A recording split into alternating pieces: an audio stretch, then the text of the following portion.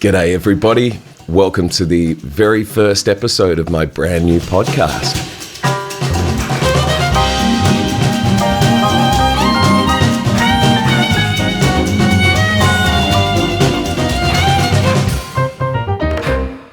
Today I had an incredible conversation with a beautiful man and an incredible producer engineer.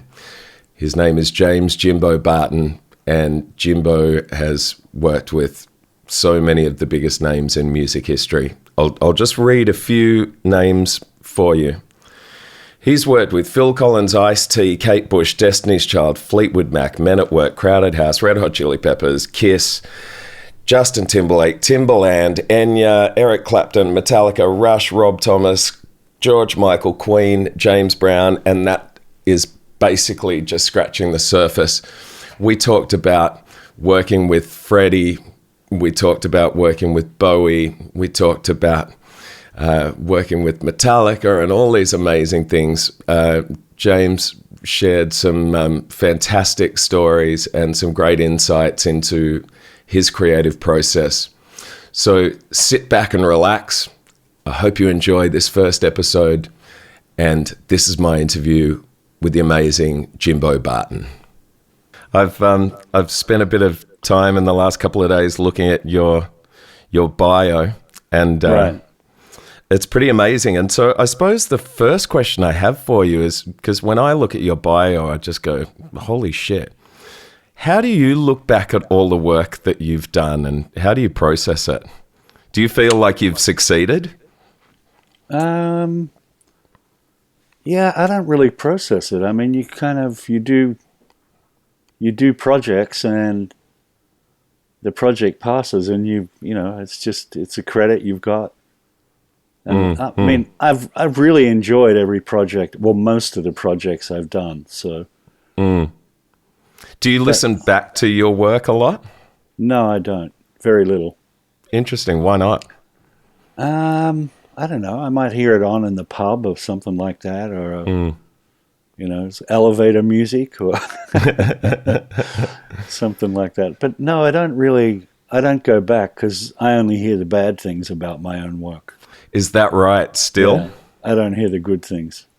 What kind of things do you hear? Oh man, I wish I had turned that guitar riff up. Shit, it's too low. I'm missing some of the low vocal on that verse, or it's always things you think you could get better if you had another crack at it, and you can't have another crack at it because that's it. It's done.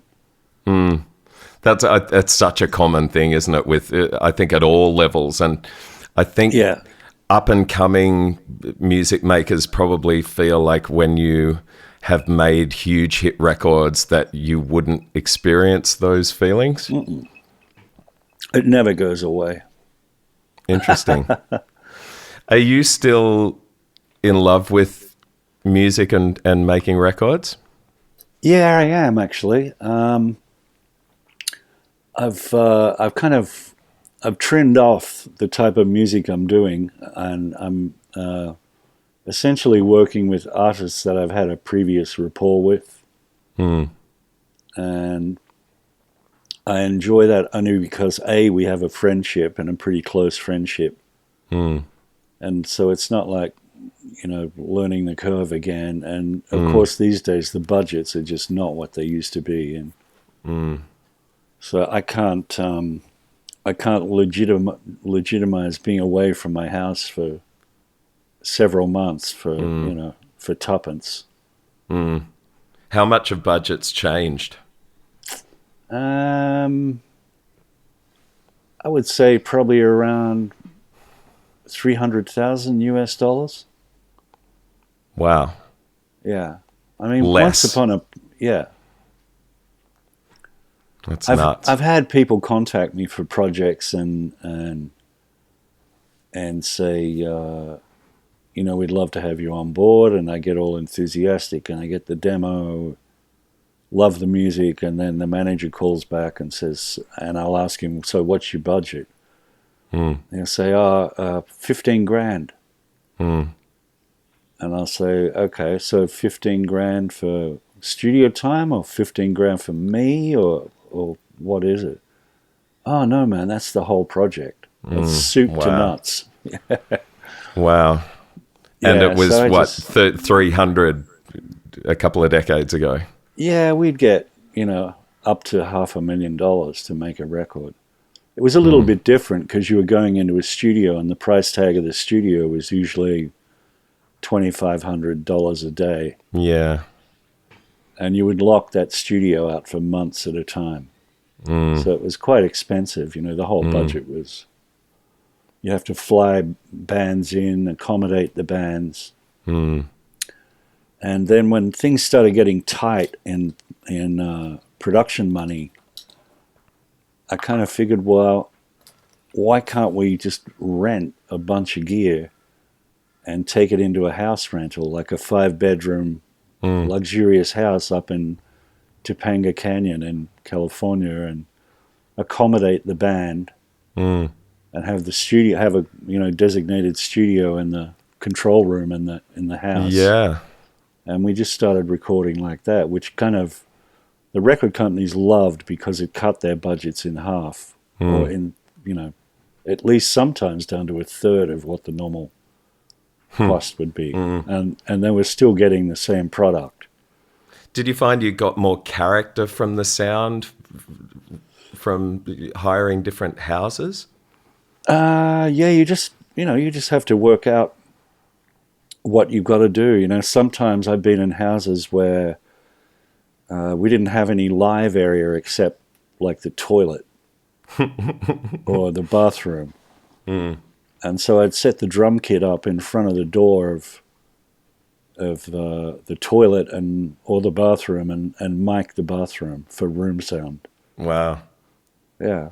But it worked out. I mean, we got great sounds.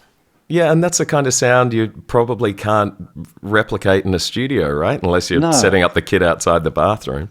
No, right. But, in a studio you've got very high ceilings and, usually a large area to whack it out on. So if you compare making records in the last 10 years to making records 20, 30 years ago, are there aspects that you prefer now? Like working in the box, for example? Yeah, I'm very happy with working in the box. Because once upon a time, a recall on a console was 2-hour job. Yeah, it was a 2-hour job to get the mix back up. Yeah. Now all I got to do is turn on my computer and I'm good to go. That's where I left off. And I just make sure that I date every time I've left the studio. Me too. I'll name the session that date. Yeah, me too. So it's very easy to see where to go back to. Yeah, it's a totally different world now, isn't it? Just being able to recall a mix and the old analog versus digital debate, I think, is dead and buried now. Yeah, well, my partner and I, JJ in California, my business partner, I have to clarify that in Australia, but my old business partner in California, we had an SSL 6000 E series console that was 84 channel, big ass patch bay and the whole thing. I mean, admittedly, it was in the bottom of JJ's house in what should have been a granny apartment or guest house or whatever.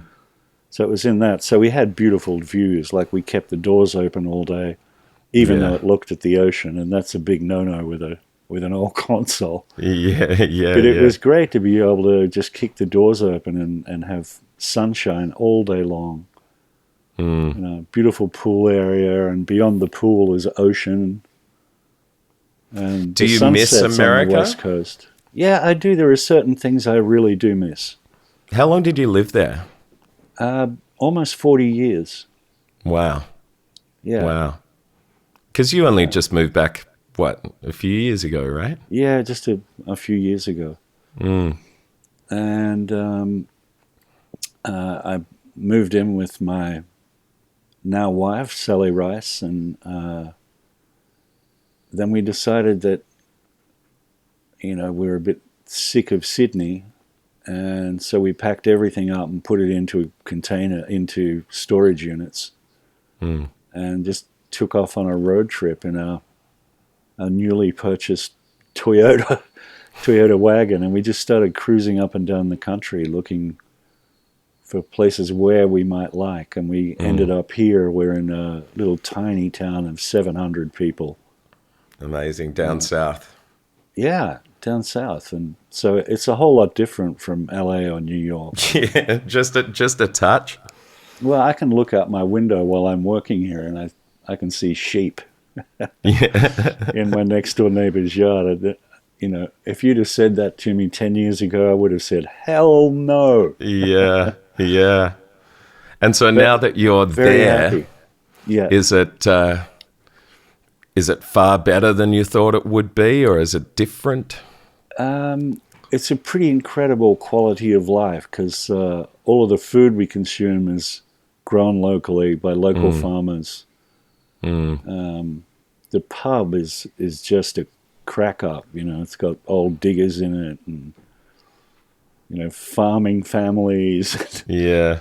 But they're lovely people who just want to live their life, and there's no pretension to it. There's no anything about it. They live in the country. There's something to be said about that simple existence, isn't there? Hell yeah. How did you end up? I never thought I would have it. That's amazing. Yeah. How did you end up in the States? Well, I worked at this studio in Melbourne called Armstrong Studios, which later changed to AAV. And I was doing most of Mushroom Records stuff out of there. Pretty much everything that they signed, I ended up working on. Right. Because I had a very close association with Michael Gudinski, and I became sort of their house producer, mixer, recordist. Anything they needed to do, it was my gig. And then I did a Men at Work album, and the lead-off single from that was a song called Who Can It Be Now? Great song. Yeah, and it went kaboom in the States. We went into the studio on Friday night and left Monday morning, and it was recorded and mixed. Wow. And it got sent off to the label, and the label released it like as soon as they had it. And it shot to #1 in record time. And so I started getting phone calls from abroad, and one of those phone calls was a guy called Peter Collins. And he asked me if I'd come and do a project over there with him. And there's a long story to that, which I won't get into, but yes, I accepted it, went to England. So England first. It was England first. And the first project I did with him was a really successful record. Okay. And then I started... And you don't want to talk about what record that was? It was a record called... The band's name was Blancmange. And it was living on the ceiling, I think it was, or I'm up the tree, I'm up the tree, I'm up the bloody tree. Right. Okay. Yeah. So it was that, and that kind of had a minor success in the US as well. So it was a few English hits combined with the Men at Work album. I started getting calls from the US, and I thought, wow, this is great. I'm into this. So I went and did a couple of those. Yeah, of course you are. Who wouldn't? Wait a minute. I just left Melbourne, Australia, and now someone wants me to work in New York City at the record plant or the power station or all famous studios. And I thought, wow.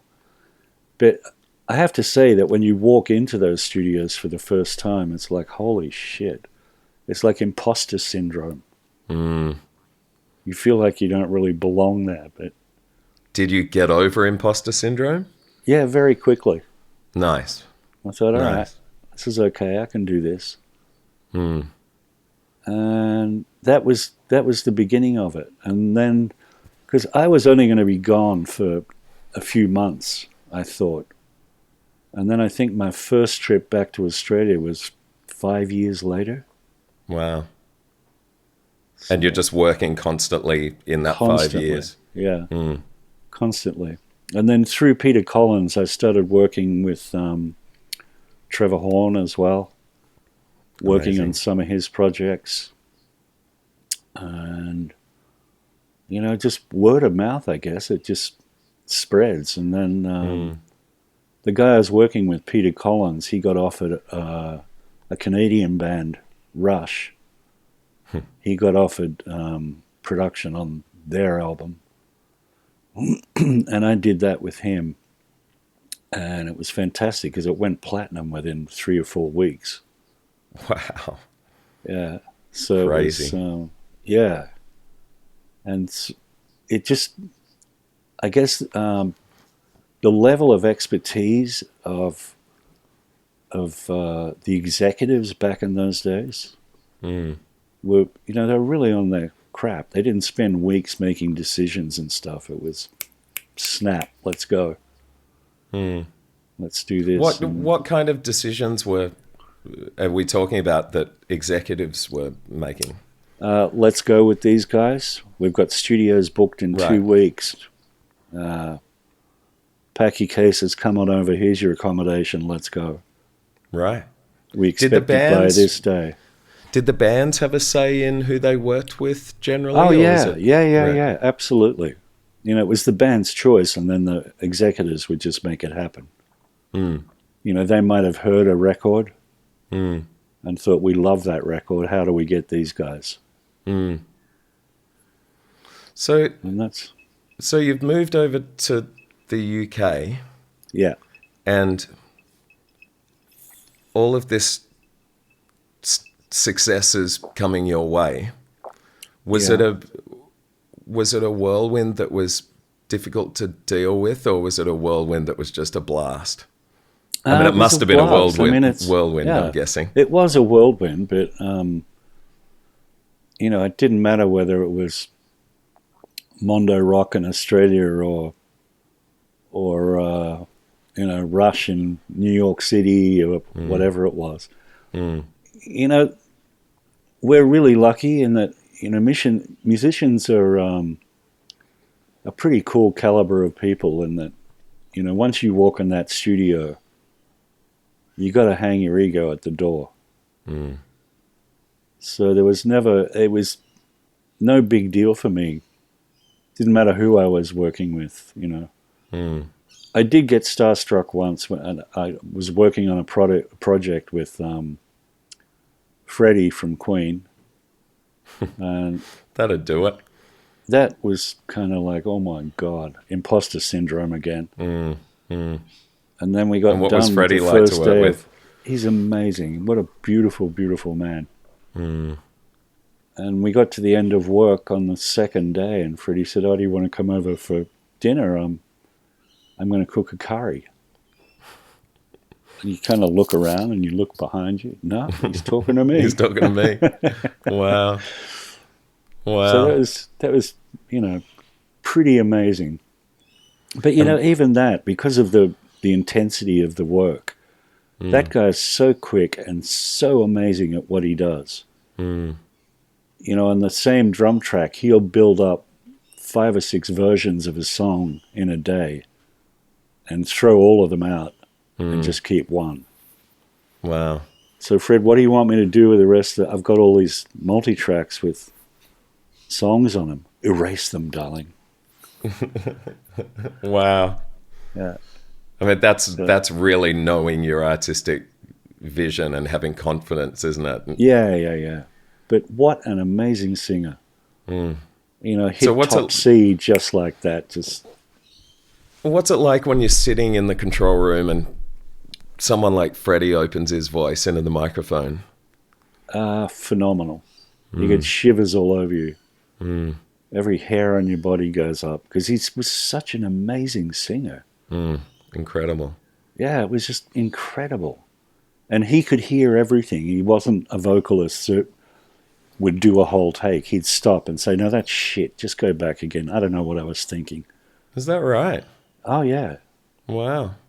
Would you So want he us to kind of punch in somewhere? self-produced. No. Oh He yeah. produced his own vocals kind of thing. Yes, but he could hear himself in the headphones, like a lot of guys can't. But he could actually hear himself to the point as if he was sitting in the control room listening to someone else. That's quite very amazing. rare, isn't it? Yeah. Yeah, pretty amazing. Speaking of Freddie, you worked, I noticed in your bio that you worked on Under Pressure with David Bowie. Yeah. Several that kind of blew versions my of mind. it, actually. Yeah, Right. several versions of it. And again, the nicest guy in the world.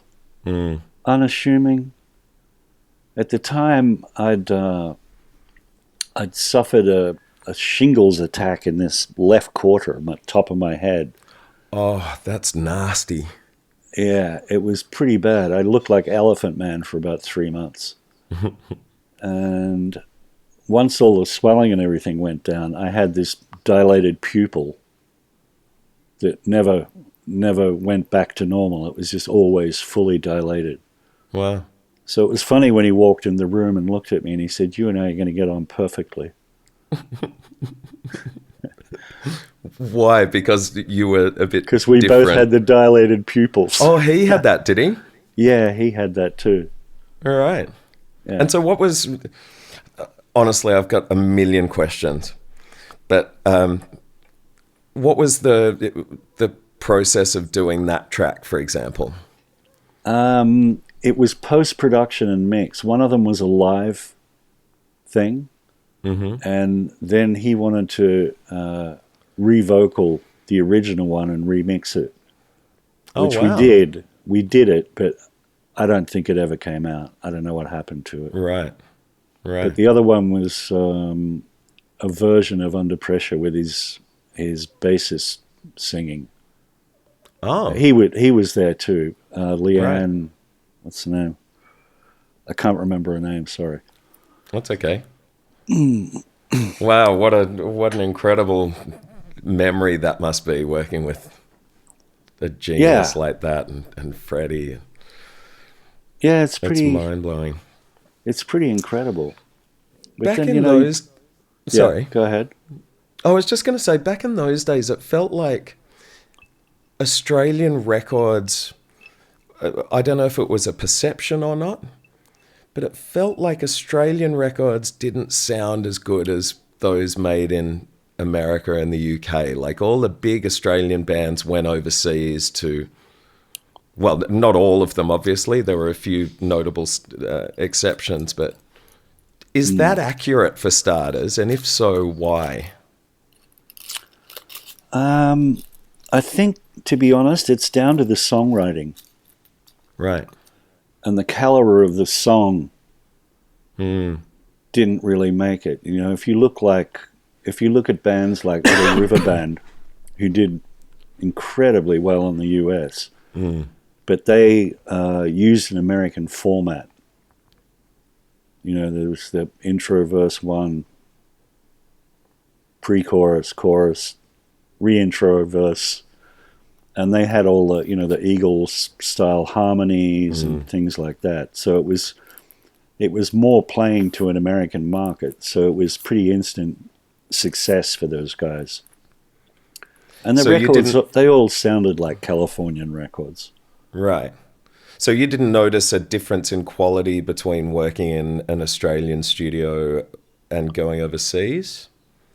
The only difference was that you didn't really have an assistant in Australia. You just did it all yourself, most of it. And it was... Yeah, I can't say what it was, but it doesn't matter where I've been, I can always hear an Australian record. Is that right? I can tell that it's an Australian band. And you don't know why? I think there's a different level of expertise, I think, with Australian bands. it's a bit more, the vocalist will go in and sing his song and come out and say, okay, is we cool? Is that good? Right. Whereas I'm kind of, well, we could do 4 or 5 more takes and put one together that's amazing. Mm. I'm Okay. not going to bloody sing it 5 times. But was that an arrogance thing or a laziness thing? I think it was a bit of both. Right. Especially from the bigger bands in Australia. Big fish, small pond. Yeah, exactly. Mm. Exactly. But I must admit, when I, first went abroad, I would actually try harder than I ever could just to make, the projects I was working on as perfect as I could get them. And is there a certain just magic?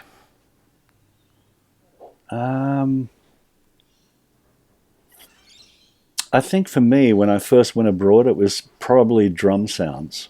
Mm. It was getting drum sounds, and having been a drummer that pretty much sucked. I used to love trying to get what I heard in my head for other people. And I started putting drums really in your face, like right up front. And when I would start a mix, I would put the drums and the vocal up, and everything else built around that. Interesting. When you the drums would always stay in front. When you listen to a record, do you? I think I find probably even more than the vocals sometimes, the thing I focus on is the drums. Right. Do you have that, or is it all about the vocal? It's pretty much about the vocal, which you have to be able to hear at all times, no matter how soft he gets.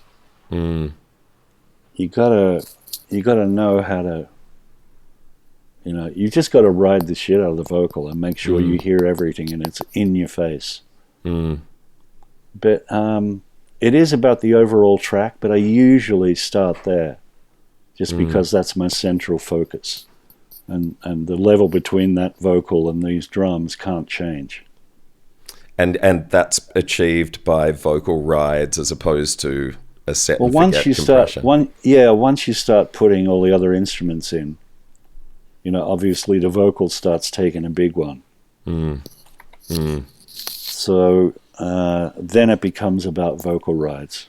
And I have to say that, now that we've got Pro Tools and everything, I just put an edit in a vocal and I'll do my rides on the file, like on the sample. As in clip gain?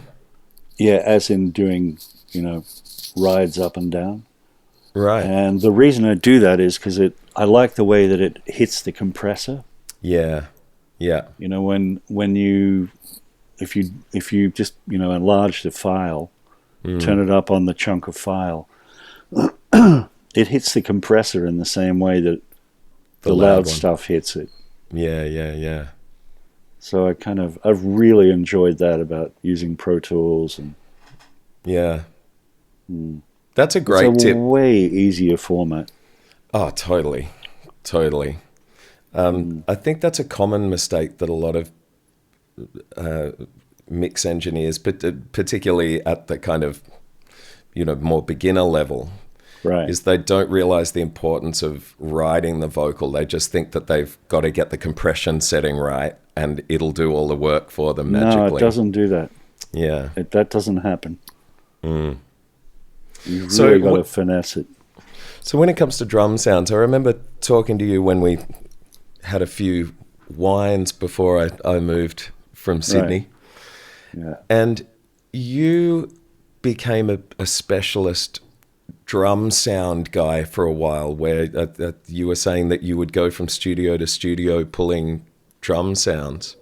Yeah. I'd love to just pick your brains on that a little bit and just get an idea of how you would approach different drum sounds for different records. And specifically, I'd love to talk about In the Air Tonight, because, I mean, that's probably, I think, the most iconic drum sound of all time. And you were involved in that process. Would you just talk about that? Well, at the time I was having my first daughter, and I really wanted to be around. And, you know, I'd done one project where they had an engineer on the project that they didn't want to lose, but they needed to get a drum sound that was more powerful. Right. And my manager at the time, said, "Oh, you don't have to hang out. You just go in there in the morning." Because I became incredibly fast at getting drum sounds. Like, I don't need to spend a day on drum sounds. 2 hours, 2.5 hours, I'm good. Ready to rock.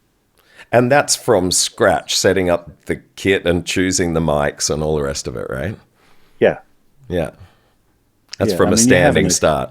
Yeah, you have an assistant, but yes, it's very quick. And I never used to want to waste the drummer's time, so I would make him hit the snare drum for 50 hits or whatever. I always got drummers to play time, play feel, and just use everything in the kit. Just, play a drum fill whenever you want, use every tone in the kit, use every cymbal, just overplay the kit for 20 minutes for me. And they're going, fine, I'm happy with that. Yeah, and they're loving it. Yeah. Because they're just jamming out. And, it's not that laborious hit-by-hit thing. And I find it's easier for me, too, because you can work out, if you want to gate something, or I'm not hearing the ride cymbal enough, or... So, I always mic'd my ride cymbals. I was just about to ask that question. Do you mic your ride cymbal? I mic everything in the kit. Right. If it's a little bell, if it's a tinkle, a tankle, there's a mic on it. Nice. Would you mic the bottom head of toms and go to that length? Yeah, I tried that when I was 18 and wasted a lot of time. But I gave that up pretty quickly, because you'd put the two mics to the one channel and often find that the two mics were out of phase, even though you thought you'd fixed it. Yeah. So, no, I never got into that. I always thought it was a bit of a wank. So, speaking of toms, if we get to In the Air Tonight, would you talk us through your involvement with that? I got a call from my management, and they said, there's a guy that needs to get a drum sound. And I thought, yeah, okay, great. I'm loving this working 3 hours a day thing. And I turned up at the studio, and it was Phil Collins. And not just any drummer. No, it was not just any drummer. Yeah. It was Phil, and we're at a place called the Townhouse, and they had a room in the Townhouse, a drum room, that was about, I want to say, 2 or 3 floors tall, and there were mics in the top of the drum room. And it was pretty much those mics just compressed up the wazoo on the room mics. And if you turned off the room mics, the kit was tight and bone dry. So that you could have whatever option you wanted to have. Wow. And then I had a pair of mics in front of the kit and the room mics, and combined, it just worked. And I said to him, well, what do you want to get? And he just said, the whole intro of the song, I hadn't even heard the song. He said the whole intro of the song is little trinkets and bits and pieces, but when the drum kit kicks in, it needs to be World War III. I want it to just blow my head off. And that's how I just used the mics up in the ceiling and the front room mics. And then, I had no idea what they were going to do with it. Yeah, because you hadn't heard the song, right? No, when I got that, all there was a guitar part that did the dunk dunk dunk. Yeah. Dunk dunk dunk. Yeah. And a floating pad keyboard in the front and a guide vocal. Wow. Yeah. So when we hit this section of the song, blow me away. And then So I left not knowing what would become of it. And then I got a call back about 3 days later, and they said something's happened to the drums. They don't sound the same as when you left. And fortunately, I'd done a save on a floppy disk, and I pulled up the floppy disk, and the engineer had fucking changed everything. He just kind of tweaked it, thinking he would get it better or whatever. I don't know. Poor guy. Poor guy. You know, maybe his ego was bruised and he wanted to put his little stamp on it. So you I had just to go went back in and I just plugged in the disc and redialed it and retuned the drums again. Right. So you reckon he'd probably tuned them differently? I think his roadie had tuned them differently. Right. They'd dropped the pitch of the snare drum. Right. The tom-toms were in tune, but they weren't in musical tune. Like, you couldn't play a race call on the toms. Right. And that's always a big standard for me. You've got to be able to play the da da da da da da da da da da da. That's very interesting. And if you can play a race call on your tom-toms, they're fine. Wow. I love that. Unless, of course, you're going for that Ringo T-tail on the toms vibe. Not much of a race call. That'll be... Very true. And so... So I left that session, then I didn't hear about it for months. And then I was driving to work one morning and had the radio on, and it got to the tom-tom section. I went, holy fucking shit. Listen to that. And it dawned on me that I knew that song. How did I know that song? Wow. And then it turned out doing what it did. And Hugh Padgham was, one of the main reasons it retained what it had. Right. He was doing the whole project. Did it sound like you remembered it when you left it? Yes. Yeah, it did. I ended up working with Phil Collins again on a movie soundtrack. Mm-hmm. And he didn't need the In the Air Tonight drums. He just needed solid drums that were consistent, and because he's a hard hitter. He whacks the crap out of it. He's one of my favorite drummers of all time. His feel is so underrated, I reckon. Yeah, right. I thought that too. Unbelievable. I thought that too. Yeah. He's a beauty. Have you ever worked on a track? Well, this is kind of a two-part question. Have you ever worked on a track that you thought, this for sure is going to be a smash, and it went nowhere? And yes. Conversely, have you ever worked on a track that you thought, oh, this is shit, and then next thing it's become a Kaboom. Massive hit? Yeah. Yeah, I've had it both ways. I've had it both ways. Always surprising, is it? Well, I think you kind of get to a point where you don't realize it yourself, but you got a bit of a toot about, what you know about songs and, shit, this thing's a smash. This is going to go so over the top. And all of a sudden, nothing happens. Yeah. And due to a variety of factors, I suppose, right? I don't know. I always blame the A&R guy. Out of my hands, you fucked it up. Yeah. It's an easy one. Yeah. But then, there are some where the track is good, but, and you go through the motions and you do everything that you can to make this track great. And you think, nah, I don't think it makes it. It just doesn't make it. What do you mean? You don't think it's going to be a hit. Oh, right. Okay. Like it can sound as good as you can make it sound. But if you don't think the song is there, yeah, you don't think it's going to be a hit, and then you walk away, and a month later it's everywhere. Yeah, it must be a wild feeling. Yeah, it's pretty good. It makes you question yourself, you know. In what respect? Wow, didn't think I'd not pick that one up. But, you know, Right. it'd be like, what does everybody like? It's not that great. So, anyway. Yeah, there's there's a word that I use all the time, and I don't believe in it in its, you know, purest of definitions, but I think magic. There's just a certain magic that you can't put your finger on, you can't explain, and you can't predict. Yeah.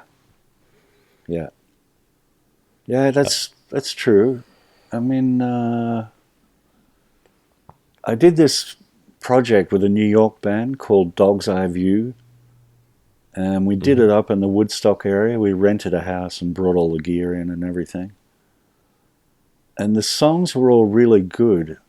And then Peter Stewart, the singer, brought in this guitar player, Aaron Leibovitz, or I forget what his name was. And I mean, the guy just shone magic on every single track. He had these great guitar riffs. You could never remember them. And you would say, man, that's amazing. Play that again. What do you mean play it again? What did I do? Wow. And you'd have to play the riff back to the guy and go that. Oh, wow. I wouldn't normally play that. Wow. Well, it's great. Play it again. And then you would spend 20 minutes while he tried to learn what he'd done again. So that's when magic, I think, goes down in, you know, certain things like that. Occasionally there are where you do takes and you just know that that's the take. That's it. Where do you think that inspiration comes from? I know it's an age-old question, but I think I first recognized it from Joe Camilleri. Right. And working on the Jojo Zepp records.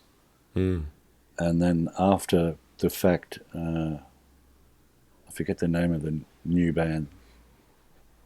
But I learned a hell of a lot from Joe Camilleri. Wow. You know, he's a thoroughbred musician.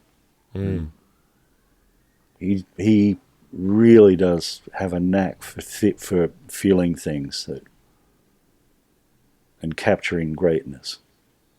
So I would have to say I learned a lot from Joe. Interesting. How as a producer, how do you go about setting the conditions that allow that level of creative inspiration to strike? Well, for me, it's mostly in pre-production. Okay. I think most of the work is done in pre-production. And when you get into the studio, a lot of it is just execution of that pre-production. Right. But it's trying things out in pre-production. You know, if a guitar player's got an idea, keyboard player's got an idea, great, let's hear it. What do you got? That's fantastic. We'll keep that. So for me, pre-production is even a more creative process than actual recording. Do you think the pre-production has fallen a bit by the wayside? Just due to the way records are made now? Yeah, absolutely. I mean, no one puts a whole band into a room anymore. Yeah, and rehearses an album for 2 weeks before pressing record. Yeah, but what happens in that 2 weeks is, you know, arrangements are changed, you cut bits out, you add bits in. So the songs can change completely in pre-production. And then at the end of pre-production, you know, every member of the band's got to get a copy of what they did, take this shit home and learn it to the T. Yeah. We don't want any new drum patterns. We don't want any hi-hat pattern changes. This is what we've worked out for pre-production. When you guys sit in a room and play it, it sounds fantastic. So my only advice is don't change a thing. We've got it. Right. Once you've got it, though.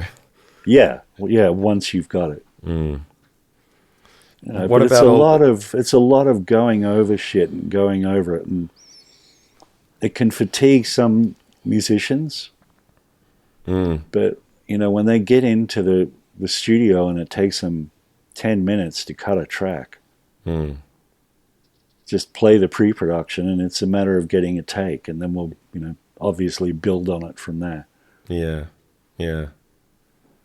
Whereas nowadays it seems that a lot of recordings are built on a simple guide, and the pre-production and recording and production is all happening at once.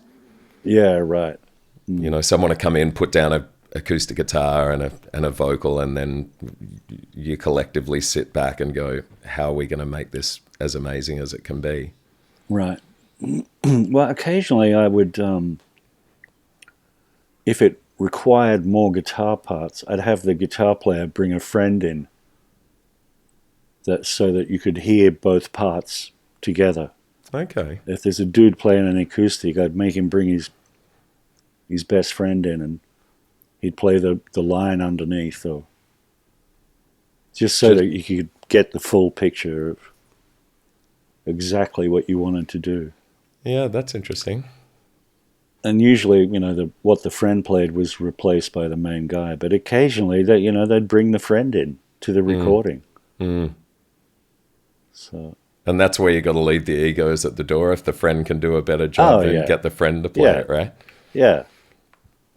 Yeah, but I always gave the musician that choice. That was theirs, whether they wanted to do that or not. Yeah. Even if you knew the friend was better. Would you ever have to push? So if the musician was like, no, I can play that, and that someone else can do a better job, where do you see your role as a producer in terms of when do you put your foot down and say, actually, this is going to be to the detriment of the record if you do it yourself? And when do you acknowledge that it's their record and it's important for them that they put their stamp on it? I don't think that's ever really happened. I've been in situations where the singer of the band wanted to get rid of the guy that was playing acoustic. Let's just get a professional in here. And it's like, man, no. This guy co-wrote the song. Right. He's a writer on the song. You can't just freaking crash him out. Right. All right, so it might take him a few hours longer than if you got, someone else in. But for Christ's sakes, let the guy have a go at it. Okay, that's... So you would just endure through it. And yes, he was slow, but, he had such a vested interest in it that he wanted to get it perfect as well.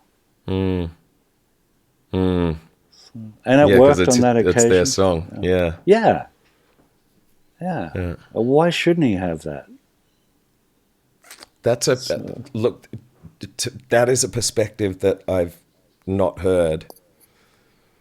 And that's going to definitely make me think twice next time I suggest that we get someone to replace a part.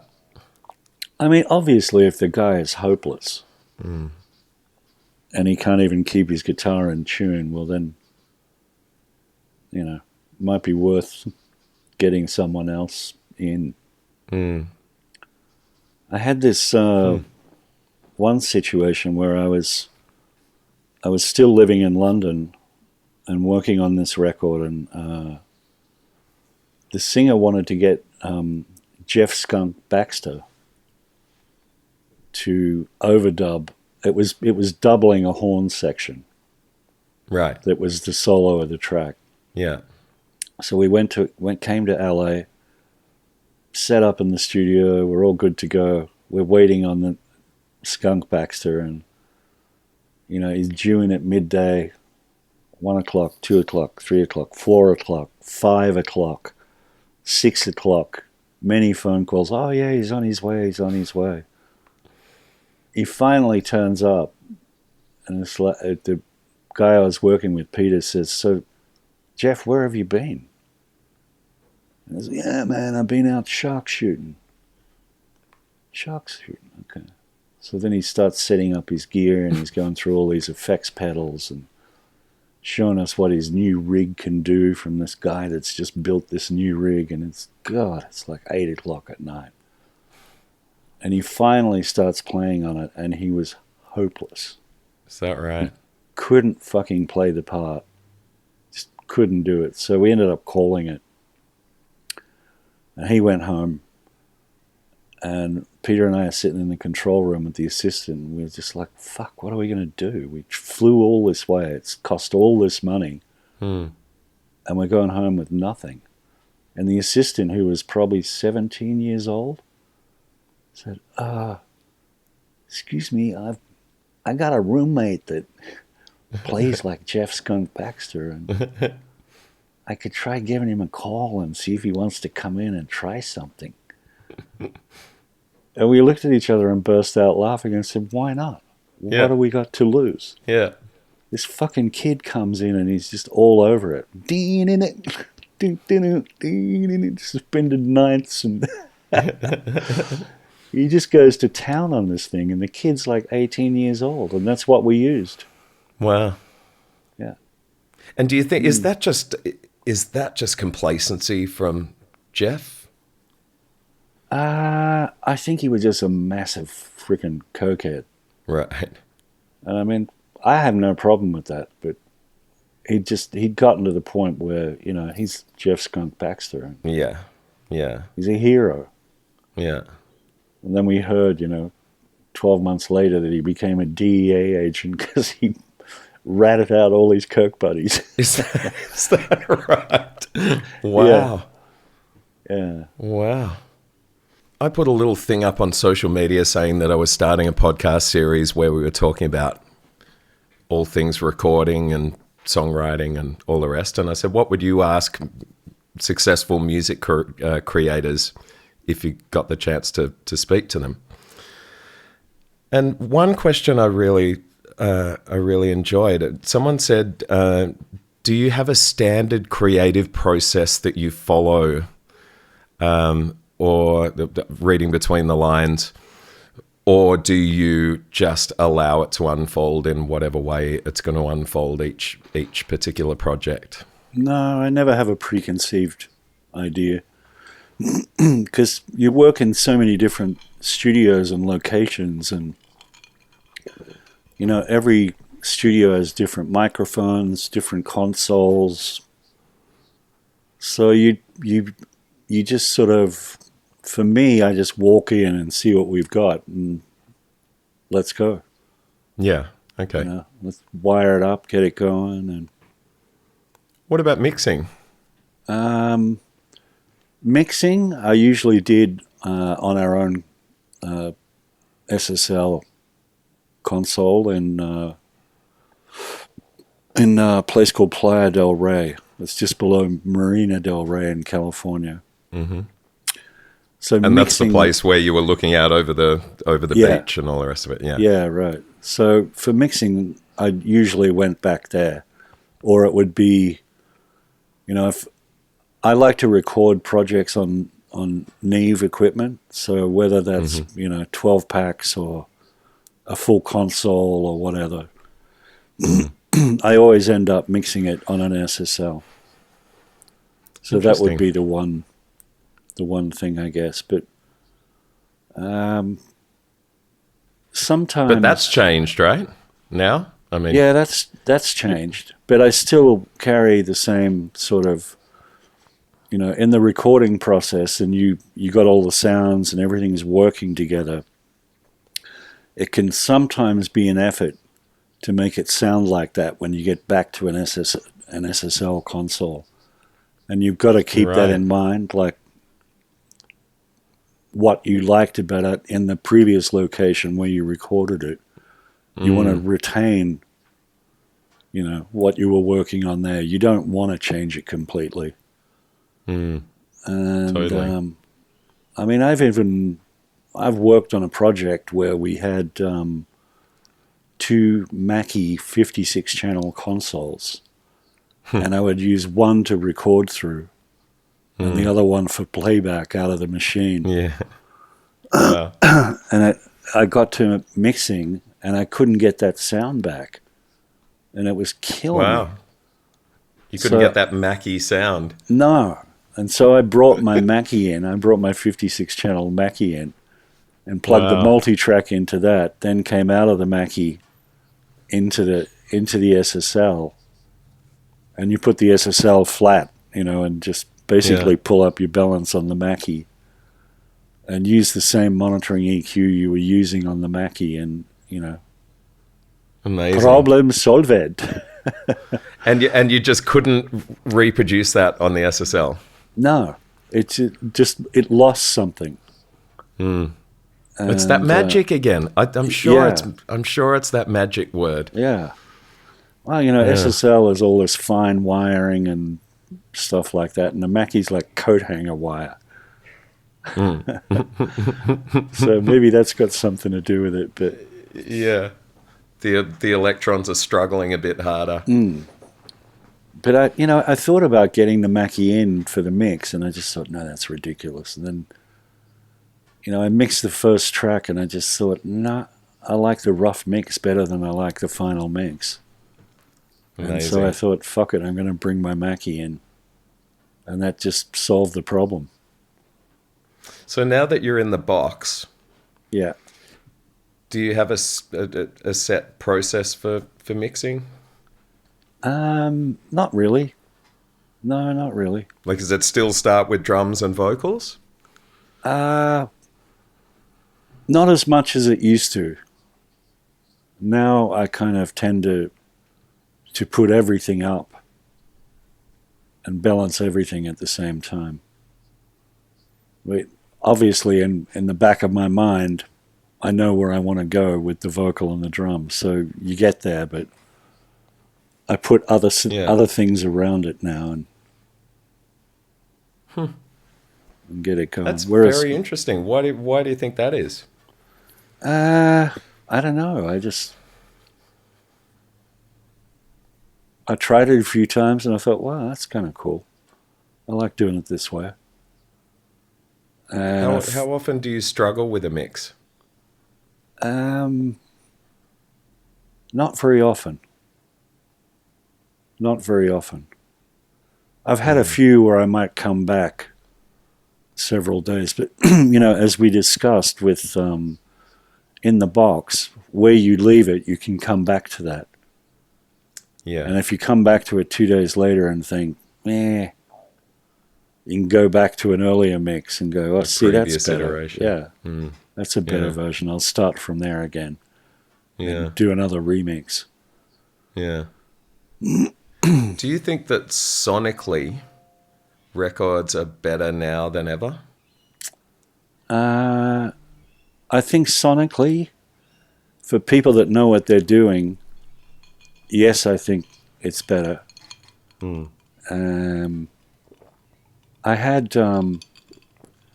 I left the analog world many years ago. It must have been, I think, around 1985 or 6.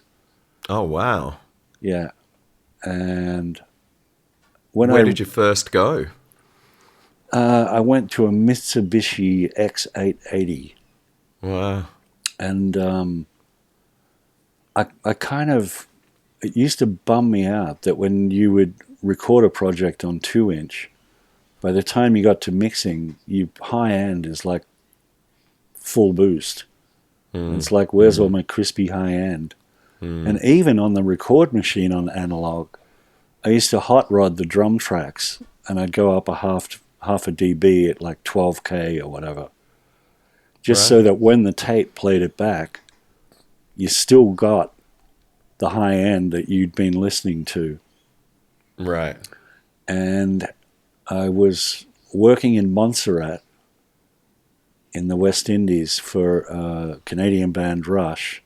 And we'd done all the drum tracking at a place called The Manor in Oxford in England. And had all the tapes shipped out. And I put the tapes on when I first got there and hit play. And it just sounded like a muffled mess. Wow. Like really like... What? And I turned around and I looked at the assistant and I said, these machines are out of alignment. And he goes, man, I meant to say something to you. Rush is my favorite band in the whole world. And I was wondering about that because I've gone over this alignment and I've gone over it and I've gone over it. So we got the white coats in from London. It was Air Studios, George Martin's studio in Montserrat. So the white coats come out and heard my dilemma, and I had a cassette of the drum recording. And I put the cassette into the machine and I said, listen to those drums. That's what I recorded, and listen to this. And they put me through this strenuous show of what can happen to 2-inch tape. So we recorded a bit of a drum machine, like a Lindrum, onto 2-inch tape. And then the guys took the tape off, put it back in the collar and the plastic and the whole thing back in the box, and dropped the tape from waist high onto the ground, and then put the tape back on the machine. And what was recorded was nothing like what we played back. So what, the magnetic it's stuff had just all the moved. particles move. What the hell? And it I've never heard that. completely changes everything that you've got. And I looked at him and I said, man, we just spent, close to 80,000 pounds recording drums that I can't use anymore. What am I going to do? And this tech guy said, well, there's this new tape machine about called the Mitsubishi X880. Do you still have the safeties? And I said, yeah, they're back at the Manor in England. And he said, well, I can rent a machine for you to be sent down to the Manor, but you're going to have to fly back to England and transfer all of the safety copies onto the Mitsubishi. And that's what I ended up doing. Transferred all the masters over to a Mitsubishi. I hand carried the tapes with me. I actually booked a seat next to me. Wow. And had all the tapes with me, so they never left my sight once. And wow. I ended up getting back to Montserrat, and of course they'd had the machines shipped out to Montserrat, and I put the tape on, and it was just like, hoorah! Oh, nice. And at that point, I thought, I will never record another project on analog tape. I'm done with it. What kind of digital tape was that? It was 1-inch, 32-track format. Like reel to reel? Reel to reel. Right, okay. But, the big thing about digital is you can't lose frequencies or anything. You can drop it as much as you want and nothing changes. It's just dots and dashes. But, the worst thing that can happen is that the tape will either play back or it won't. Yeah. There's no in between. Yeah. And I just thought, wow. So all you got to do is get the sounds you love, record it, and that's there forever.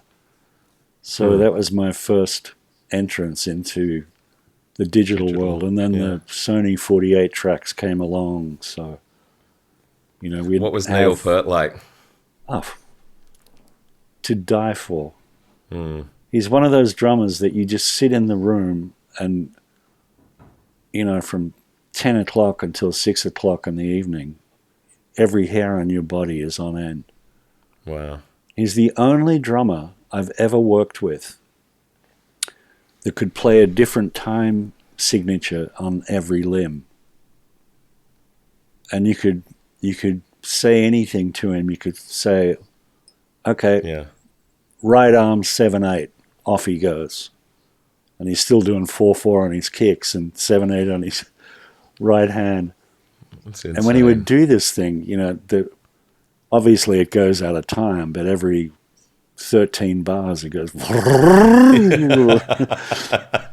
How wild. And he could hold it consistently. He could do that for an hour.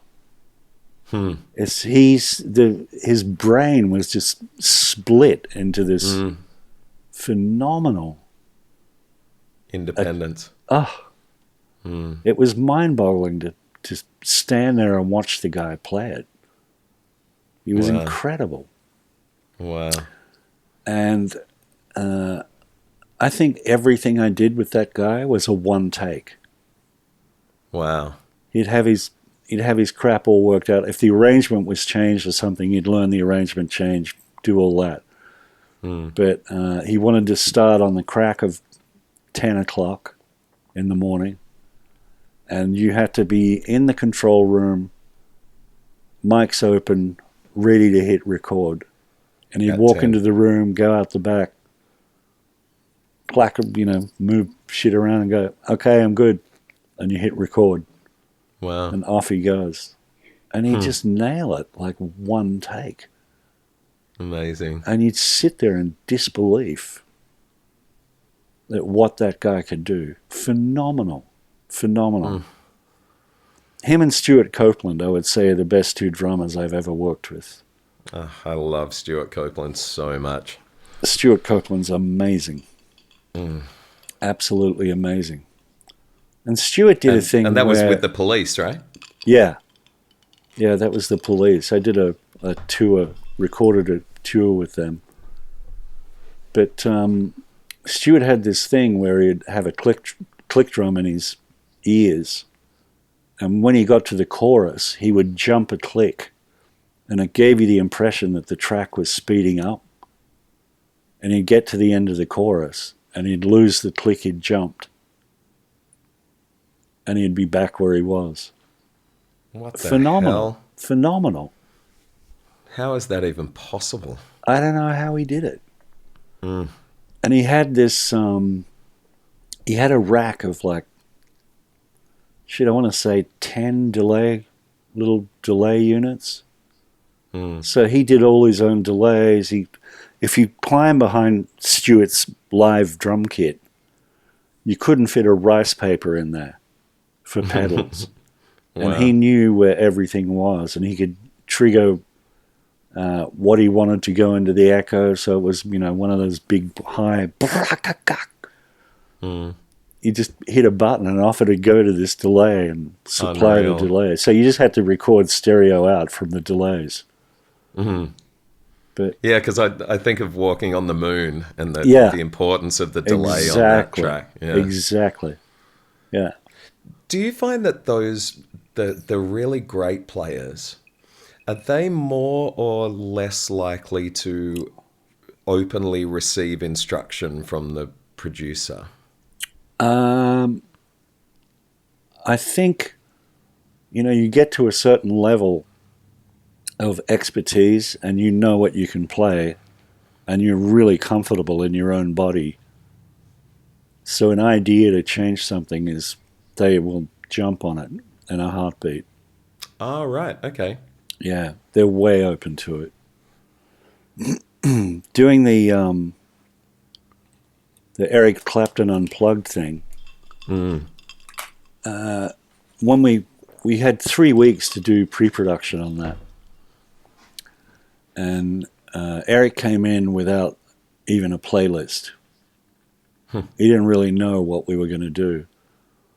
But it was the most interesting 3 weeks because obviously everyone in the band is super famous. Yeah. And, from the get-go, it was just, I felt so blessed to be among that level of musicianship. And just some of the ways that they've found how to do the playlist, and really interesting days. We had the guy from Little Feat on keyboards. Wow. And, there was one day he started playing that line from Dixie Chicken, that whole and the rest of the band just went boom, dum, boom, da. Everyone knew the song. Yeah. And it's just, every freaking hair on your body goes up. Steve Ferroni on drums from Average White Band. It was a magical session for me. And, those guys who were the greats were open to changing anything at all. Yeah, nice. But was that on Eric's instruction, or anyone was open to throw out ideas? No, if you had a good idea, they'll take it from wherever it comes.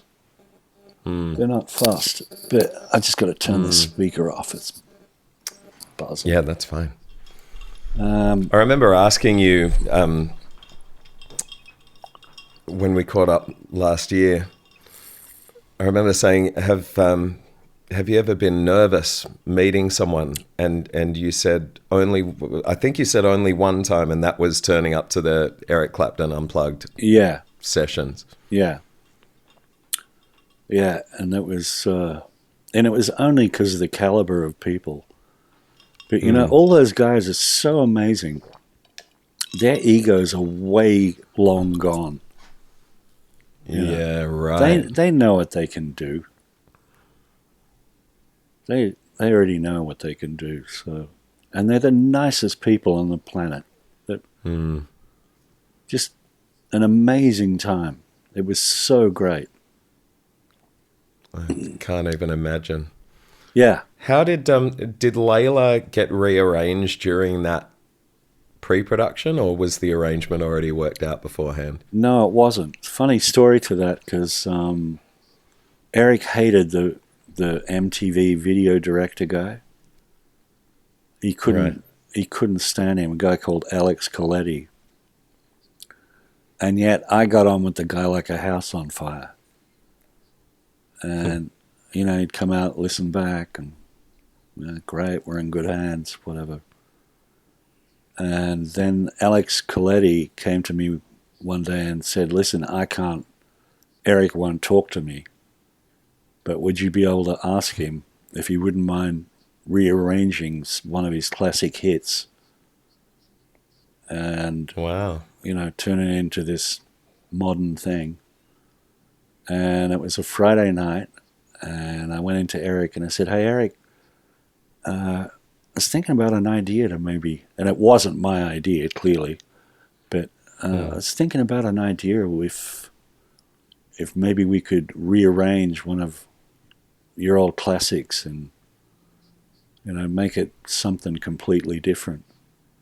And he looked at me, and I thought he was going to rip me a new one. And he goes, that's an interesting idea. Yeah. Well, I'll tell you what, Jimbo, we'll come back on Monday and we'll see what comes up.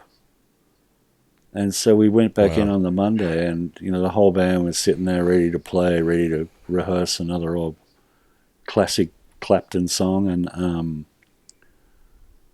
And he just started, he was sitting there on the acoustic, and he just started playing that dun dun dun dun dun dun dun dun dun dun dun.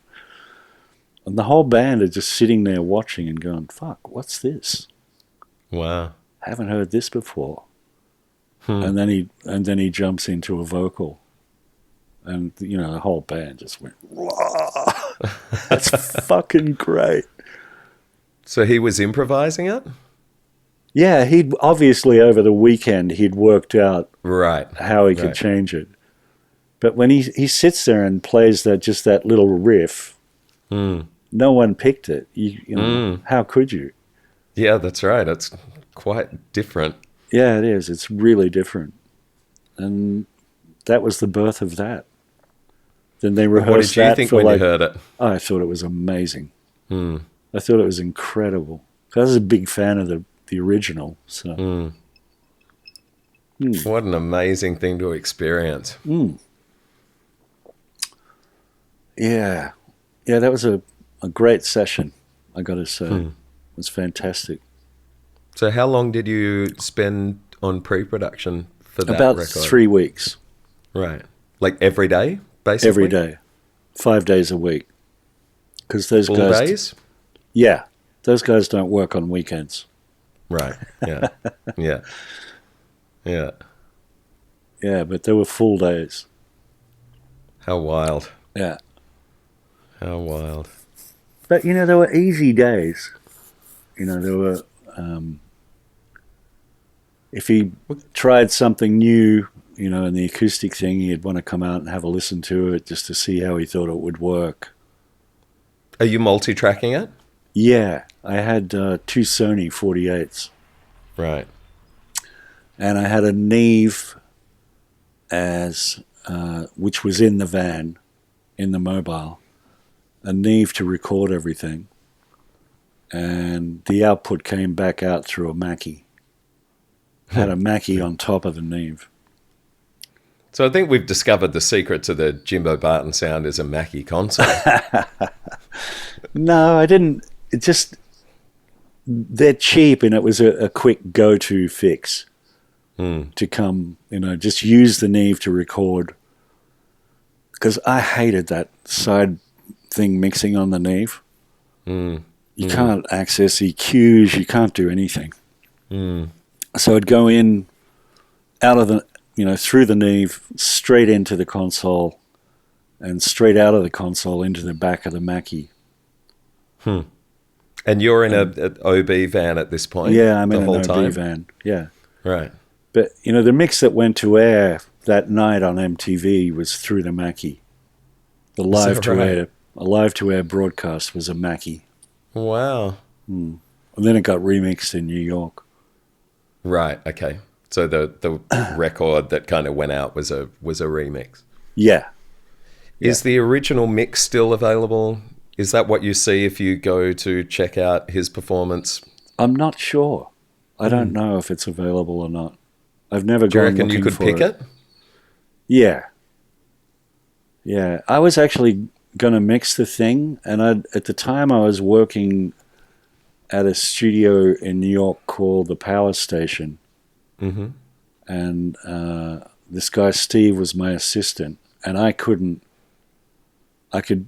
did the recording, but I couldn't be present at the mix because I was on another project. So he mixed it with the producer. Right.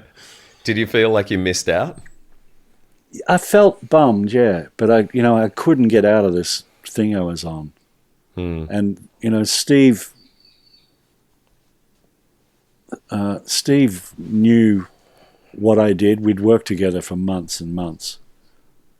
So he is all over the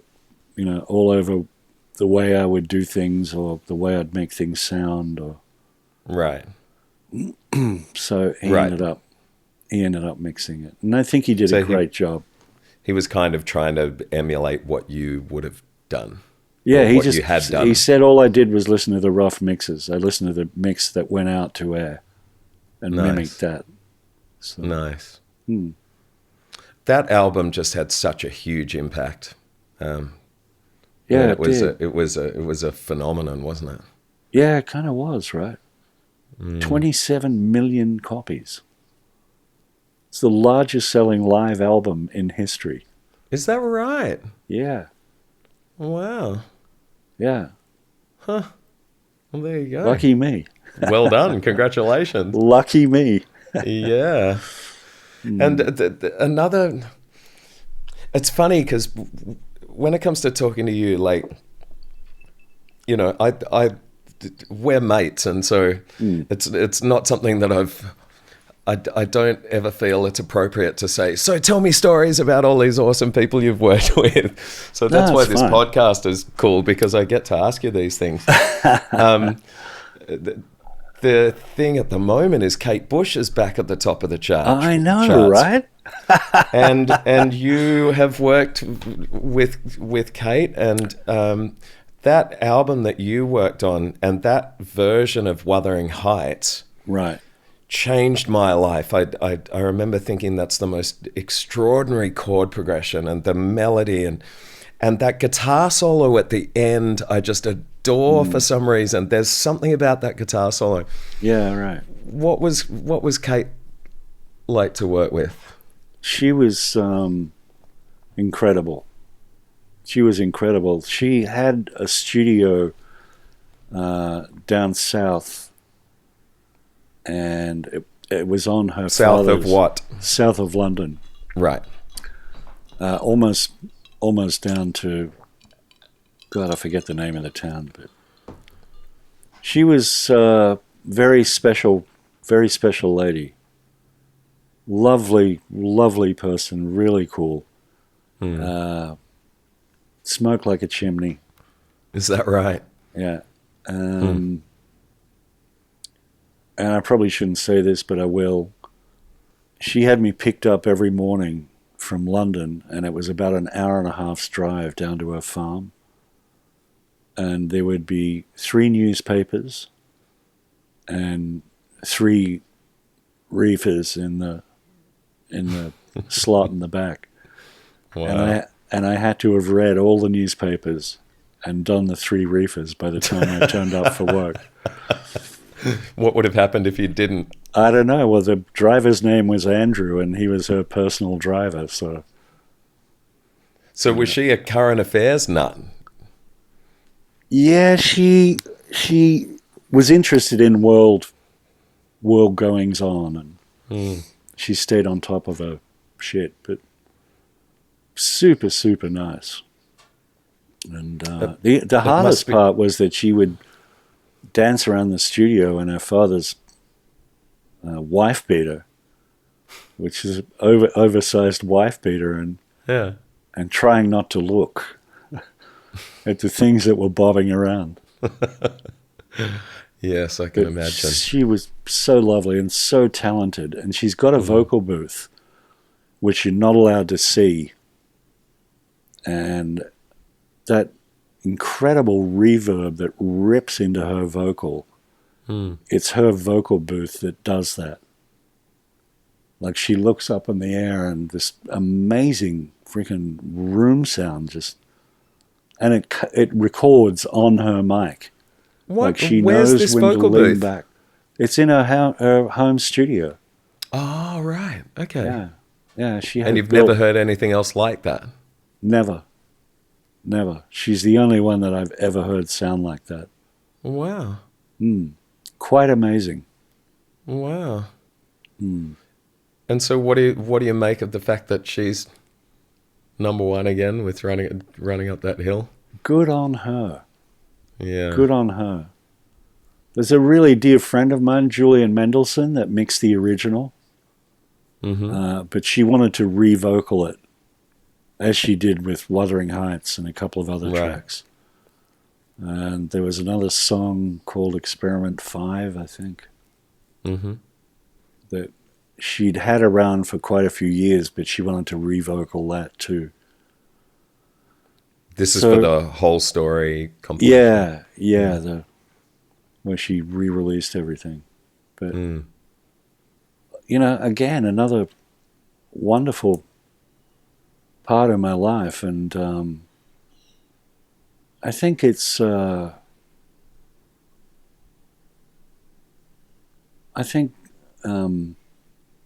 obviously the more success you have, the more people are prepared to kind of open their arms and let you into their world, and you don't have to do anything, just be yourself. That's all you got to do. Great advice. Walk into the session and just be who you are and bring what you can bring. Personal relationships are hugely important. In your experience, I often wonder what it would have been like working with John Lennon, because he's one of my absolute heroes, but I imagine Vice versa. Me too. I would have imagined that he would have been a bit of an asshole to work with. And I always wonder, and look, I've got no idea. I'm totally speculating, but I wondered if you could work with someone who was a genius, which you obviously have, but they were horrible to work with, would you still keep wanting to work with that person because of the incredible music you make, or is the personal toll not worth the musical results? I've only had one of those in my life. And the personal toll was more than I could deal with. Right. So I produced the album and got the album finished, but I couldn't bring myself to mix it. I couldn't go through it. And I'd already been on the album for 8 months. I was fatigued. He'd done some really nasty shit to people around him during the process. And it got to the point where I couldn't look past that anymore. So I quit, and his manager said, "Can you at least just finish the recording? Because you're the only one that seems to be able to motivate the guy." Right. And I said, "Okay, I'll finish the recording, but then I got to jump. I can't do it." And they were happy with that. Good decision. Yeah, except the record came out and it sounded like shit. He used some engineer that used to do all his band's big hits like 15 years prior or whatever. And the dude was just out of touch. Just way out of touch. So to me it sounded like shit. Even after all that hard work. You know, I listened back to my rough mixes that I'd done before I left. And then I listened to the final mixes, and it was just heartbreaking. You know, everything that you'd worked so hard on was just not there. Yeah. It was awful. It's almost like it's just all gone out the window, all that energy. Yeah. But that was it. There was only one of those. Okay. Yeah. It's funny because over the years people have said, "Oh, you must meet a lot of wankers in the music industry," and I always say, "No," and you meet the odd one, and you just don't work with them again. You know? Yeah. And do you think it's that you attract good people, or that you've just gotten lucky? No, I don't think it's luck.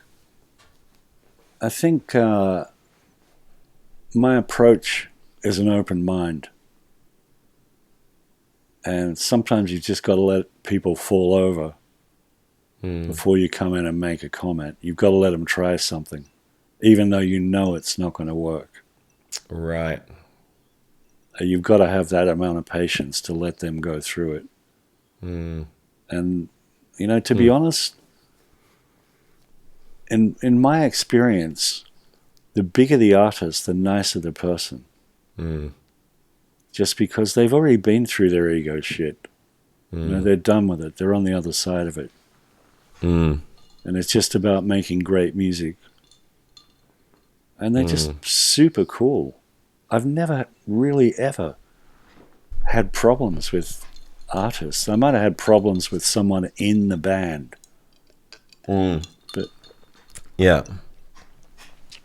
Speaking of people with a reputation, I noticed on your bio that you've worked with James Brown. Yes. I'm very curious what that genius would have been like. It was hilarious, to be honest. It was hilarious. He was doing a duet. It was for the tsunami thing that 2004. happened. Yeah, it was a show for that. And will.i.am had put the show together and gotten all these artists together, Macy Gray and Justin Timberlake and a whole bunch of amazing people, Billy Preston and anyways, James turns up and he's got his two bodyguards dressed immaculately in Armani. Just, whoa! And he kind of hung out for a minute because Justin was late. And he started rehearsing the song that we were going to do. And the guy was amazing. You know, like he still could kick the microphone stand down on the ground and rip it up and grab it. And, wow, sex machine. And then we'd stop the take and he'd look at the drummer and say, "Man, if you don't got the funk, you don't got the funk." And so he walked over to the drummer, who, by the way, was phenomenal. Incredible fucking drummer. He walked over and said, "No, man, you don't got it." And he sat on the drum kit and tried to show this guy how to play the feel. And he sucked so badly. It was horrible. It was fucking horrible. So the drummer was like, "Oh, yeah, okay, man, I got it. And he'd get on the drums, and James would go back and, you know, kick the stand around a bit more. And these two dudes in the background are doing the sway with James. And he had his MD was that the dude that had the purple trombone that had been with him for years and years and years. And it was really hard to understand James, so that this trombone player would have to be the interpreter. Yeah. And, you're talking about in the band are some hard-ass black guys. Yeah. And they couldn't understand him. Wow. And the trombone player would have to, translate what James is saying.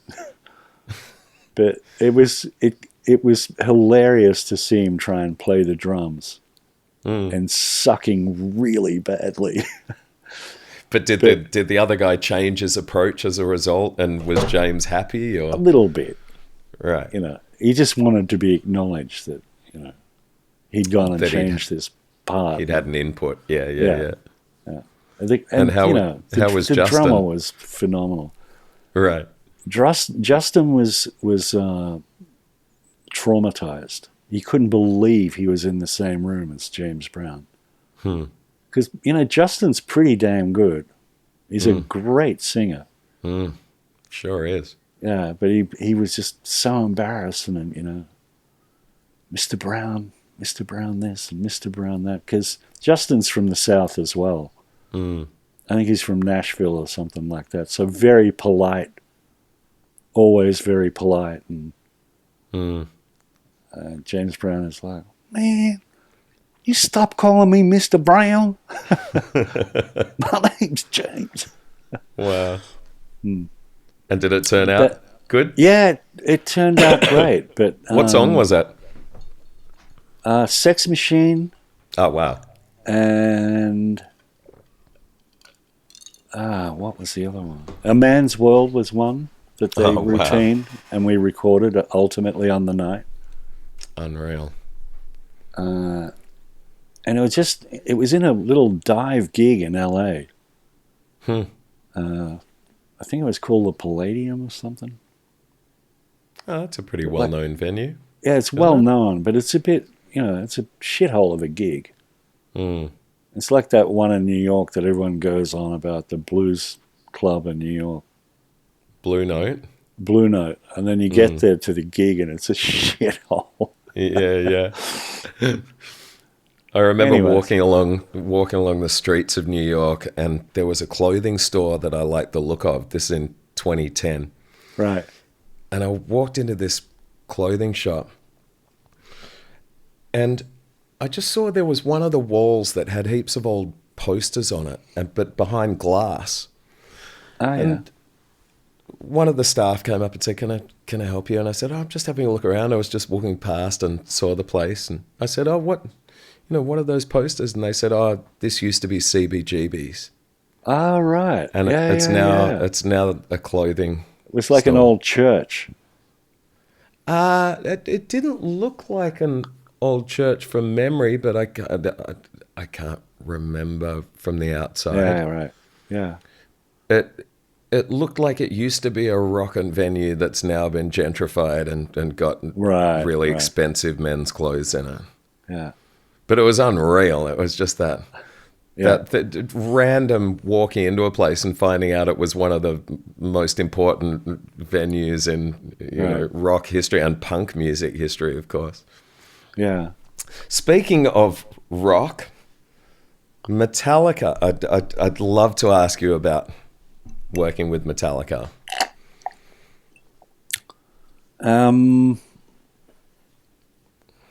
Great experience. They're super nice guys. And, when you see Lars Ulrich interviewed and he's all, I'm Lars Ulrich. And, he's nothing like that. That's purely a for the camera moment. Right. Actually, I worked on this box set project for them called Binge and Purge. When I got up to Sausalito, which is where they all lived, the houseboat I was meant to move into wasn't ready. So I had to stay in Laz's house for a week or something. It's hardly a house. It's palatial. It's built into a mountain. Wow. But man, he was the coolest guy. Really nice. Really nice guy. So good to hear. Yeah. Yeah, really nice guy. They all were, really. Did you work on The Unforgiven? I'd have to go and have a look. I think I saw in your bio that you'd worked on that song, which is one of my favorites of theirs. Right. Yeah. I mean, I did how wild that you get a lot of stuff with those guys, like tons of shit. That kind of blows my mind as much as anything that we've done, that we've talked about, is that you're like, oh, I don't know if I did that one. I've done so much stuff with Metallica. There must be so many great things that you've done which kind of just escape your memory. Yeah. Yeah, there's quite a few things. For a multitude of reasons, I suppose. Yeah. Yeah, you do. You do tend to forget. In fact, my daughters have often made fun of me. You know, we're driving somewhere on the 405 or something, and music will come on the radio. And I think, oh shit, I know this. What is this? What is this, girls? I know this. And they're sitting in the back seat going, Dad, you did that last year. Oh, that's right. So yeah, you do forget things. But you know, ironically, that sometimes you have to remix something that you might have done 10 years prior for a surround sound version or something like that. And you get the multi-track on, and it's almost you immediately know where everything is. Wow. Takes you about 2 minutes, and it's like, oh, that's right, this is up here. Yeah. Oh yeah, we did that. This was the only track left. It's on there. So it's funny, you have this kind of photographic memory that goes away, and as soon as you sit back in front of it again, it all comes back. Yeah. Speaking of surround sound, do you have any guesses as to... Because stereo's been around for a long time, right? Right. Surround is limited in its practicality. Yeah, from a listening environment perspective. Yes. And then there's whatever the new one is. I can never think of it. What's it called? That's like the 9.55 or whatever. Yeah. I've got a bunch of mates of mine that work in this format. It's just slipped my mind. But what do you think the next evolution in the audio experience will be? I don't know. I can't predict that. Yeah. I really can't predict that. I mean, I watch stuff on TV and I see a guy that's... Oh, God. That's all good. Do you need to take it? No. Actually, I should, but I won't. You can if you want. We can just pause. No, it's okay. Okay. But... yeah, I can't predict it anymore. Everything comes out of computers, and I see these young guys on stage with a keyboard on some kind of cymbal stand, and they're hitting a button once every bar. But hitting that button looks so excruciatingly painful for them to do. It's kind of like what a rock guitarist does, pull on the faces and yeah. This really hurts. Yeah. Yeah. And so I just look at this and think to myself, what the fuck is wrong with you, dude? It's not that hard. All you got to do is hit a button once every bar and make sure you hit it in time. It could be really hard for some people. I guess it could be, judging by their faces. Struggling. Or maybe they're just being excellent showmen. Yeah, I guess. Yeah. So I don't know. I don't know where it's going to go. Yeah, it's an interesting one, isn't it? Because stereo's been around seemingly forever now. Right. And it feels like there's got to be a next significant step in audio that we haven't, I don't think surround's it, but I think it's got to be some kind of 360-degree Right. experience. I really got into doing surround mixes for a while. And a lot of records that I had worked on wanted it remixed in 5.1 surround. And I just found that when you pan a drum kit that goes around behind your head and back to the front, and I don't think it works because you don't know what the end user has set up in their house. That's right. Yeah. What if they got 5.1 and they didn't set up the rear speakers or something like that? Yeah. So I remember hearing a surround remix of Goodbye Yellow Brick Road. Right. And Elton John is probably the reason I'm a musician. It's probably that simple. I became a musician because I had to learn how to play his music. Right. And I remembered hearing this surround mix of Benny and the Jets. Right. And there's shit flying from all different directions, and it just, like, it was interesting, but not musical. Yeah. Untidy. Yeah. It felt like a bit more of like a circus act rather than a musical experience to me. Right. What do you think, if you could give one bit of advice, or not necessarily one, but to people wanting to become producers and make records, what do you think if like a close friend of yours, their son or daughter came up to you and said, I want to become a, behind the scenes, producer or engineer or something like that. Right. What do you think some of the pitfalls are, and what do you think they need to be aware of to have any chance in this business? You need to hone your craft and be good at it. More than anything. You don't just turn up with an MPC and say, hey, I'm a producer. It doesn't work like that.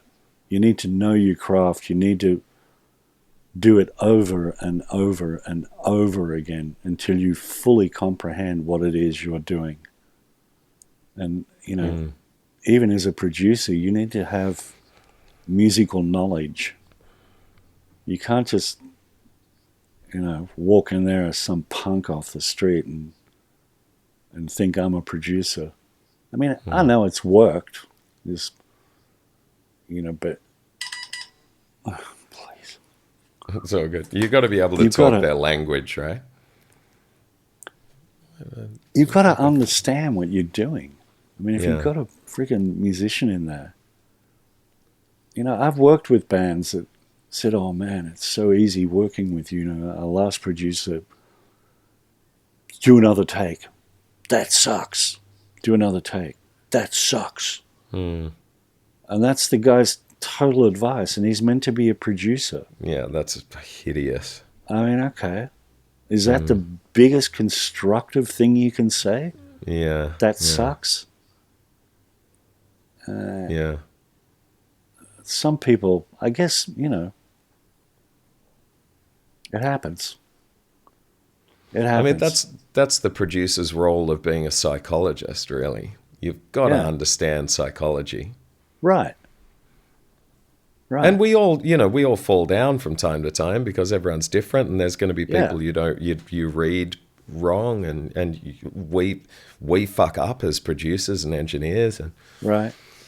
But I've always thought we've got such an important role as just managing their psychological health during making a record, because it's so true. Confronting, and it's so exposing, putting your music down for forever. Well, I think the most important thing is creating an environment in the room that, you know, they feel free and confident in you, knowing that you're not going to just tell them to do something for no reason. Absolutely. And it needs to be an environment where they feel they can open up and talk to you about anything. Yeah. Yeah. Even if it's, you know, man, I'm not up for it today. I had a really bad fight with my girlfriend. I'm just not in the headspace. Yeah. Totally. Cool, man, let's do it tomorrow. Totally. No problem. Totally. But just to constantly make an artist feel comfortable in their environment and not ever feel judged by something that they might put out. That's it. I think it was Ernest Hemingway said, write drunk and edit sober. And, you know, I often tell artists that because it doesn't necessarily mean you've got to go and get drunk before you create. It means create in a position of non-judgment. Right. So when you're allowing the creative process to flow, it's got to be in a non-judgmental way. And then you come back and you judge it when you edit it later. Right. Yeah. And I've even, you know, I've been through situations where you will cut 10 versions of something and just, you know, let the artist know that's fantastic, but you know you're about to enter into an edit nightmare. But then sit there and do the work and take every, you know, the best bits of every little thing they've done and put it together, and they walk back in. It's like, wow, I'm pretty good. And let them have that moment. Yeah. And you know, undoubtedly they are, but a lot of that is your attention to detail. Yeah, you've got to be on top of it. You got to know what you're listening to. And I don't think a lot of people do.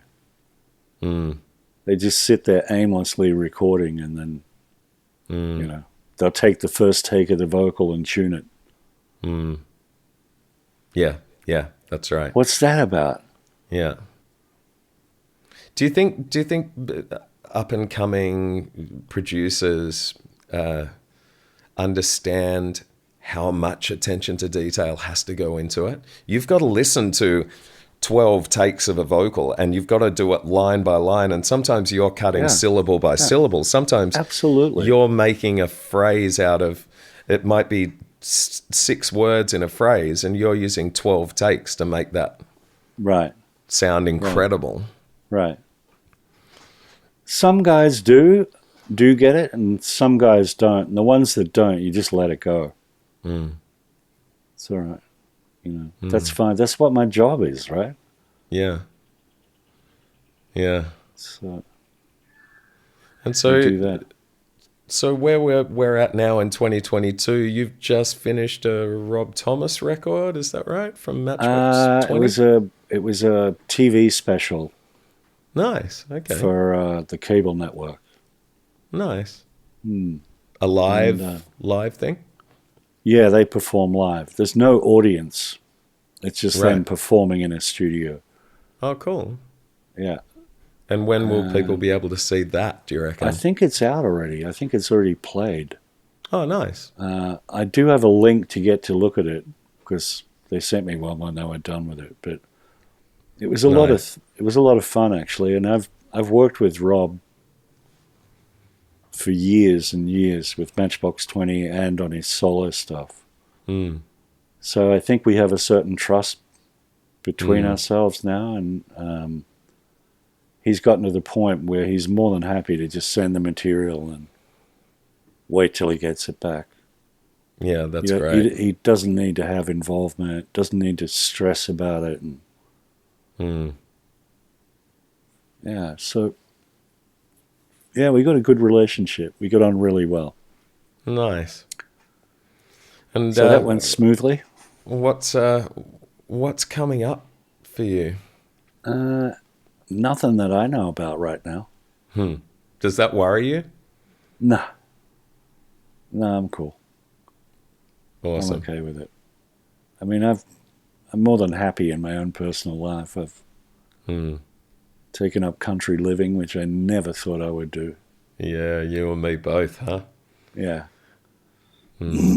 God, 10 years ago, someone told me I'd be living here. Yeah. You're on crack. Yeah. Yeah. Well, So, congratulations on yeah, I don't finding know. yourself in a happy place. I mean, I'm so stoked to hear that because we were living not far from each other for a while there. Yeah. In the middle of Sydney, and I did you've love your studio, though, I got to say. Yeah, It's a fantastic vibe, that place. Thank you, mate. Yeah, I kind of miss it, but I don't miss paying the rent. Yeah, right. I hear you. I hear you. I miss having a space that I can kind of make any amount of noise that I want at any time of day. Right. But, now I crawl out of bed and I'm working within 3 minutes. I'm not battling with traffic and finding a park in the middle of the inner west of Sydney. Right. But that was fun. I think you and I met when I think you rang up one afternoon and said, I need to mix. You were mixing the trailer for a Bourne film with Matt Damon. Oh, right. Yeah. The Bourne Identity thing. I think, what was it? You were after certain plugins. Right. And I didn't have them. And I think I said to you, I'll buy them. Well, you made it happen because I just turned up on the day and every plugin I needed was right there. Yeah, I'm pretty sure you said I need these plugins. And I had most of them. And I said, the ones I don't have, I'll buy. Right. Because being a little humble studio and a humble producer that, hasn't had anywhere near the kind of experiences that you've had, it was to have like a Bourne trailer mixed in my studio was, that was going to be right. I'm set now. Once I can say that I've had that done in my studio, I'm going to go through the roof. Yeah. And that was a beautiful time, meeting you that morning, and we had a good time, and I'm glad great. I'm glad we're mates, and I'm really glad that you were my first guest on this podcast, and woohoo! I've enjoyed That's the awesome. chat. I'm deliberately stopping it up. We've probably been talking for 2 hours ish. Yeah, good luck in the editing room. I'm going to edit very little out of this one, I think. But honestly, I could easily go for another 3 hours, and the only reason I'm not is because I figured that I might be overstaying my welcome doing that. No, it's all But good. if you ever want to have another chat about other stuff, then let me know and we'll do a part 2. Yeah, man, anytime. Love Come to. up to Foster and visit. Yeah, well, we're still busy settling in. I don't know if you can see behind me. Still got mattresses Is leaning that mattress against the hallway. wall? Yeah. I thought that was your expert soundproofing. Nah. Well, in my old place in Sydney, I had a shirt rack behind me. Nice. So that was my bass trap.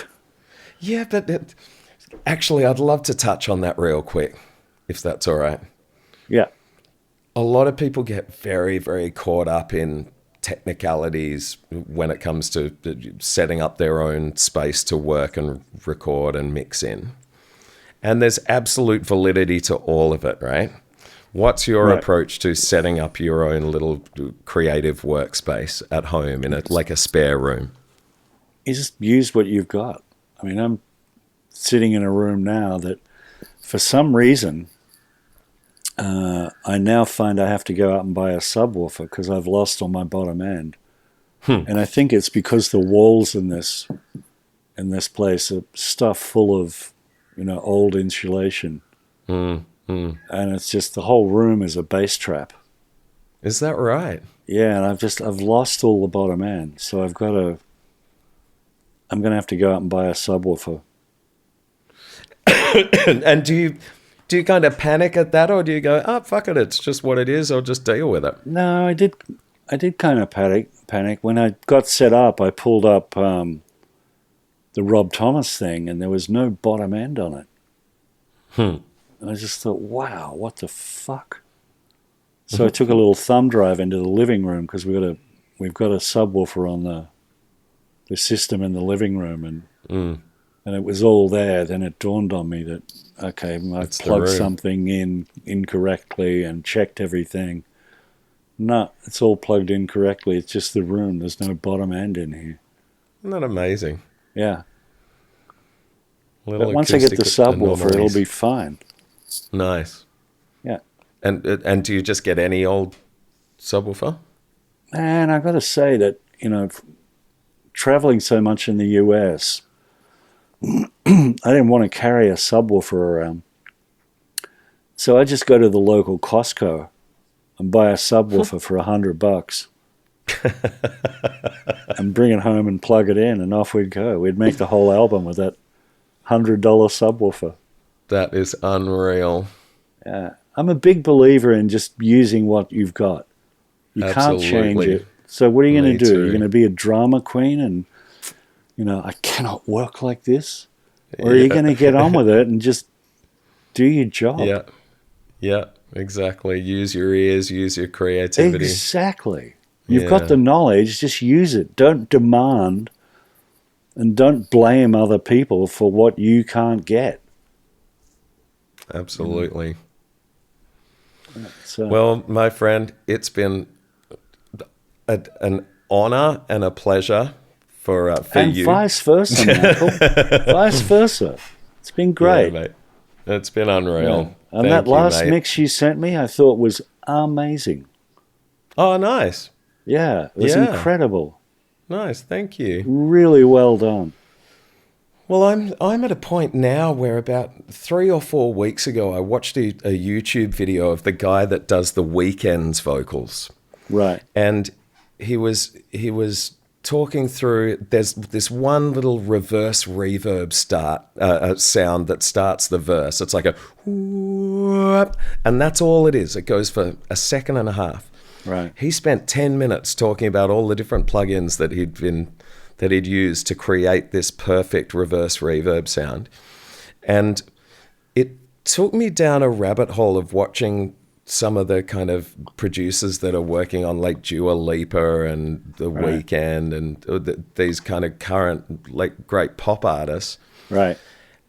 And it made me realize how much I still have to learn. And I love that because I feel like the last 3 weeks, my skills and attitude and everything have gone through the roof simply by watching other people and going, I've still got a lot of room to move in an upwards direction. And so I'm feeling on a real creative high based on that, the humility of watching these, amazing mix engineers and going, I can get a lot better. And I'm still aiming to just make the best records I can. And I just find it, I love the fact that after all this time, I'm still really excited and I still have the ability to be kind of brought down a couple of notches every now and then. Right. And to be able to, burst through that ceiling to the next level, hopefully. So that's, I think it's a really great time to be making music, and I feel very blessed.